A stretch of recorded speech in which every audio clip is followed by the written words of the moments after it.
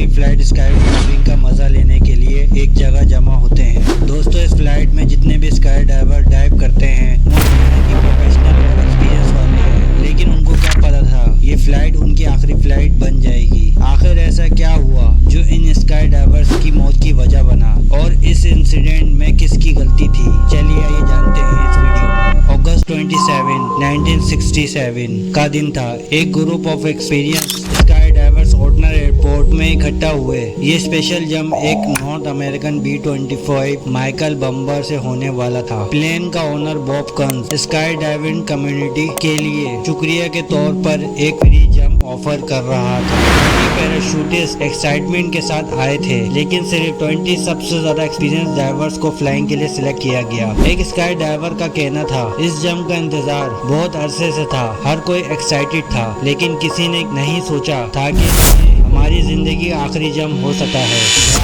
Sky divers को handle नहीं कर सकता था, इसलिए सबसे ज्यादा एक्सपीरियंस जंपर को पिक किया गया था। बॉब कंस, जो एक एक्सपीरियंस B-25 बम्बर प्लेन का पायलट था। हर स्काई डाइवर्स के दिल में एक्साइटमेंट थी। प्लेन हवा में उड़ान भर रहा था और सब अपने हेलमेट और गियर एडजस्ट कर रहे थे। जब प्लेन 20 फीट ऊंचाई पर पहुंच गया, उसने Cleveland air traffic controller centre से मदद मांगी, लेकिन उस वक्त कंट्रोलर एंजल स्मिथ ने एक फैटल गलती की। उसने गलती से सेसना प्लेन की पोजीशन कंस को बता दी, और जो हेडिंग उसे मिली सेसना प्लेन की थी। और कंस को 20 फीट की ऊंचाई पर पहुंचकर लेक एरिया से चक्कर लगाकर वापस ओटनर एयरपोर्ट पर आकर स्काई डाइवर्स को ड्रॉप करना था। लेकिन कंस को ये एहसास नहीं हुआ कि वो लैंड के ऊपर नहीं, समंदर के ऊपर है, और प्लेन को स्लो डाउन करके बम्बे डोर्स खोल दिए गए। इससे स्काई डाइवर्स को ग्रीन सिग्नल मिल गया। शाम के 4 बज रहे थे और कंस के ऑर्डर पर एक के बाद एक स्काई डाइवर्स ने जंप किया। प्लेन के अंदर नॉइस और सनलाइट से हर तरफ अफरा तफरी थी। जंपर्स को नीचे कुछ दिखाई नहीं दे रहा था, क्योंकि उनके नीचे क्लाउड्स का एक घेरा लेयर बना हुआ था। FAA और USPA के रूल के मुताबिक इस तरह के क्लाउड्स के नीचे जंप फॉरबिडन होता है, लेकिन स्काई डाइवर्स इस रूल को बाईपास करके जंप कर चुके थे। जब जंपर्स ने अपने पैराशूट खोले, आसमान में तैरते हुए वो लोग जमीन दिखने का इंतजार कर रहे थे, लेकिन नीचे जो देखा उसे सबके होश उड़ गए। नीचे जमीन नहीं थी, सिर्फ लेक एरिया का गहरा पानी था। हर स्काई डाइवर के चेहरे पर डर के आसार थे। ये तो पानी है, और फिर हर तरफ अफरा तफरी मच जाती है। जब स्काई डाइवर्स पानी में गिरे तो उनके सर्वाइवल का असली टेस्ट शुरू हुआ। समंदर का पानी बहुत ठंडा था। हेवी इक्विपमेंट और बूट्स उन्हें नीचे ले जा रहे थे।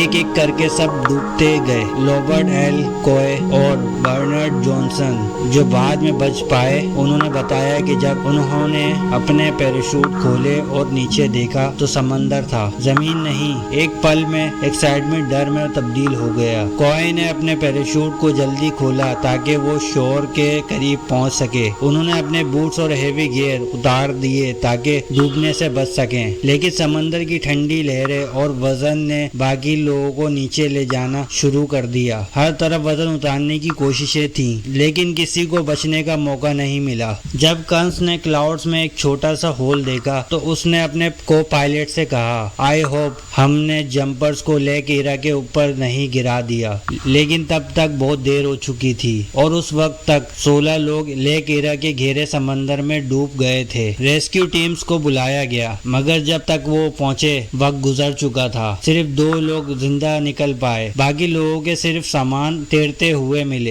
इन 2 लोगों ने अपने पैराशूट्स और इक्विपमेंट उतार कर अपनी जान बचाई। कोए ने अपने हेलमेट को फ्लोटेशन डिवाइस के तौर पर इस्तेमाल किया। बाद में फ्रीमैन वर्सेस यूनाइटेड स्टेट 1975 में स्काई डाइवर्स की फैमिलीज ने केस जीता और हुकूमत को जिम्मेदार ठहराया गया। रेगुलेशन टाइट कर दी गई, लेकिन 16 लोगों के लिए ये सबक बहुत देर का था। कोर्ट का फैसला एक मिसाल बन गया उन लोगों के लिए जो एडवेंचर स्पोर्ट्स में अपनी जान गंवा देते हैं। कभी एक छोटी सी गलती जिंदगी और मौत का फैसला कर देती है। आपको क्या लगता है, अगर एयर ट्रैफिक कंट्रोलर गलती ना करता, क्या ये 16 लोगों की जान बच पाती? अपनी राय कमेंट में जरूर दें। अगर आपको ये कहानी शॉकिंग लगी हो तो वीडियो लाइक करें और चैनल को सब्सक्राइब करें ताकि मजीद ऐसी स्टोरीज आप तक पहुंचती रहे।